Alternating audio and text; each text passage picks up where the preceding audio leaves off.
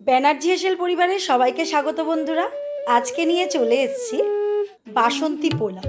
কি করে বাসন্তী পোলাও বানাবো সেটা একবার রেসিপিটা দেখে নিন। আর চ্যানেলটি দেখে যদি ভালো লেগে থাকে লাইক, শেয়ার, কমেন্ট আর সাবস্ক্রাইব করার অনুরোধ রইল। এবার ভিডিওটি শুরু করা যাক।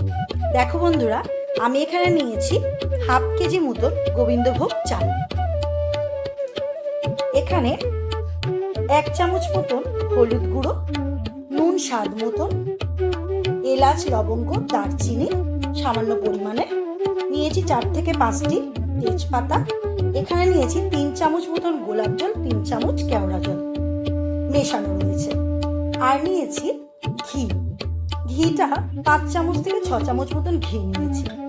আর নিয়েছি জল, চিনি 6 থেকে 7 চামচ। আর নিয়েছি 1 মুঠো কাজু বাদাম, 1 মুঠো কিশমিশ। আর রয়েছে এখানে গরম মশলা। তো এইবার আমি কি করে করব দেখতে থাকো। গোবিন্দভোগ চালটাকে বন্ধুরা ভালো করে ধুয়ে নেব। 4 থেকে 5 বার জল দিয়ে ভালো করে ধুয়ে, আর ভালো করে জল দিয়ে আমি এটাকে রেখে দেব। আধ ঘন্টা মতন ভিজিয়ে রাখতে হবে। আর ধোয়ার সময় খুব ভালো করে হাত দিয়ে ভালো করে ধুয়ে জলটাকে ফেলে দিতে হবে। চালটা খুব ভালো করে ধুয়ে নিয়েছি। এইবার এর মধ্যে জল দিয়ে ভিজিয়ে রেখে দেবো আধ ঘন্টা মতো। জলের মধ্যে চালটা যেন পুরো ডুবে থাকে। তারপর চাপা দিয়ে রেখে দেবো। মধ্যে একটা ফ্রাইং প্যান বসিয়ে নিয়েছি। এইবার ফ্রাইং প্যানটা গরম হলে আমি এখানে বেশ কিছুটা পরিমাণে ঘি দিয়ে দেবো।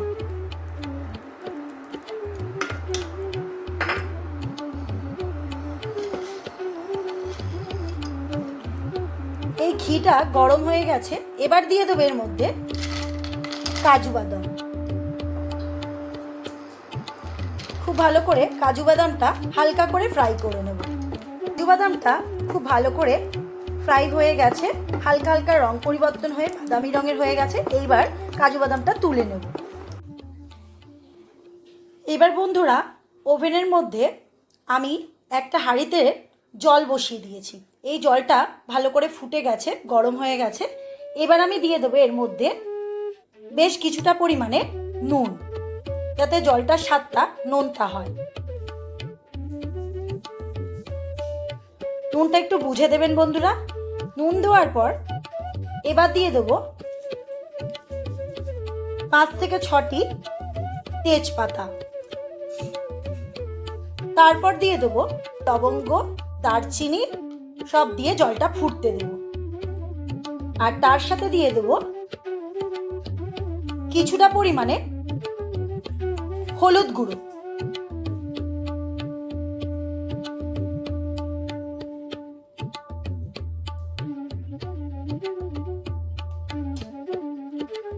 আর দিয়ে দেবো কেওড়া জল আর গোলাপ জল।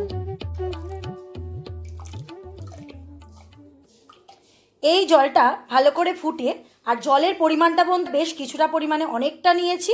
যতটা পরিমাণ আপনাদের প্রয়োজন লাগবে ততটাই নেবেন। নর্মাল যেরকম ভাত করেন, আমি এখানে চালের গায়ে কিন্তু ফ্যানটাকে শুকোবো না, আমি এই জলটা ঝরিয়ে দেব। তাই জন্য আমি বেশ কিছুটা পরিমাণে জল নিয়ে নিয়েছি। এবার এটাকে ফুটতে দেব খুব ভালো করে। আর তার সাথে দিয়ে দেবো একটু ঘি।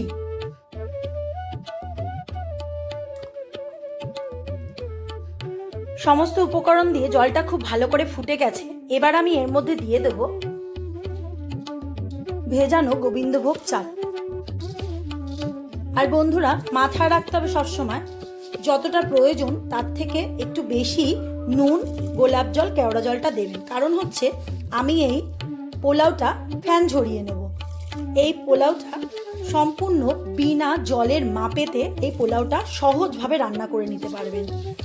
সবসময় দেখবেন যতটা 2 কাপ চাল হলে 4 কাপ জল দিতে হবে, এই রকম যে মাপটা, তাতে কি হয় অনেক সময় ভুল হয়ে যায়।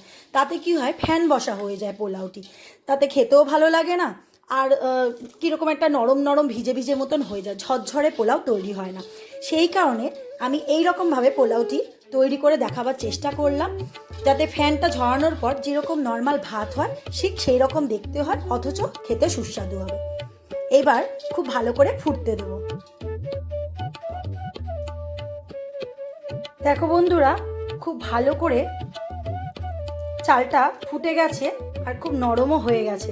তোমরা দেখলেই বুঝতে পারবে, দেখো গলে যাচ্ছে। এবার আমি এটাকে একটা স্ট্রেনারের মধ্যে নিয়ে ভালো করে জল ঝরিয়ে নেব, দিলেই ঝরঝরে পোলাও তৈরি হয়ে যাবে। খুব ভালো করে স্ট্রেনারের মধ্যে ফ্যানটাকে ঝেড়ে নিলাম।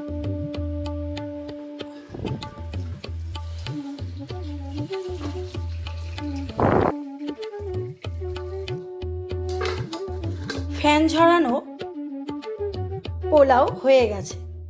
এবারে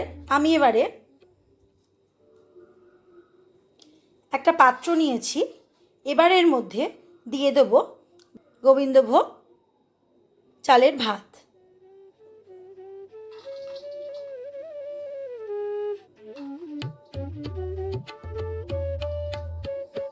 আর বন্ধুরা, আমি এর মধ্যে খুব বেশি হলুদ ব্যবহার করিনি। যদি আপনাদের প্রয়োজন মনে হয় আর একটু হলুদ ব্যবহার করতে পারেন, অথবা এটাকে সাদা পোলাও ভাতও করতে পারেন। এইবারে এই ঠিক যতটা পরিমাণে ভাত নিয়েছি, ঠিক সম পরিমাণে ততটার মধ্যেই, এইটুকু ভাতের মধ্যেই দিয়ে দেব চিনি। তারপর দিয়ে দেব কিশমিশ, ঘিয়েতে ভেজে রাখা কাজু বাদাম, আর দিয়ে দেব এইটুকু ভাতের পরিমাণ মতনই নুন। জলের মধ্যে যে নুন দেওয়া হয়েছিল, সেটা যদি চালগুলো যদি নুনটা না হয়ে থাকে, তাহলে কিন্তু পরে টেস্ট করে দেখার পর এই নুনটা পরে ব্যবহার করবেন। এবার দিয়ে দেব ঘি।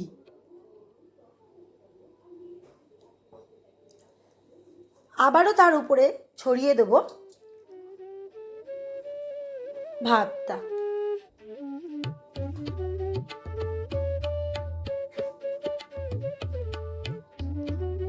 ঠিক এই মাপ মতনই দিয়ে দেব চিনি, কাজু বাদাম, কিশমিশ, কাজু বাদাম,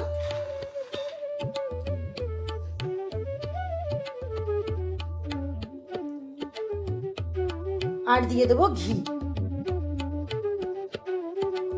তার সাথে দিয়ে দেবো একটু গরম মশলার গুঁড়ো, আর এইটুকু ভাতের পরিমাণ মতনই নুন মিশিয়ে দেব। তার উপরে আবারও একটু এই ভাতগুলো দিয়ে দেব। আবারও একটু কিশমিশ, কাজু বাদাম, সামান্য পরিমাণে চিনি, গরম মশলার গুঁড়ো, আর এইটুকু ভাতের পরিমাণ মতো নুন দিয়ে ভালো করে চাপা দিয়ে রেখে দেব। তারপরেই তৈরি হয়ে যাবে আমাদের ঝরঝরে পোলাও। তৈরি হয়ে গেল গরম গরম ঝরঝরে পোলাও। এই বাসন্তী পোলাও তৈরি করার জন্য আমার রেসিপিটি ভালো করে দেখতে হবে, আর চ্যানেলটিকে সাবস্ক্রাইব করে আমার পাশে থাকতে হবে। এই গরম গরম পোলাও মাংসের সাথে, অথবা কাশ্মীরি আলুর দম, অথবা দই কাতলার সাথে পরিবেশন করতে পারেন। তো ভিডিওটি কেমন লাগলো বন্ধুরা? আজকের মতন ভিডিও আমি এখানেই শেষ করছি। লাইক, শেয়ার, কমেন্ট, সাবস্ক্রাইব করার অনুরোধ রইল।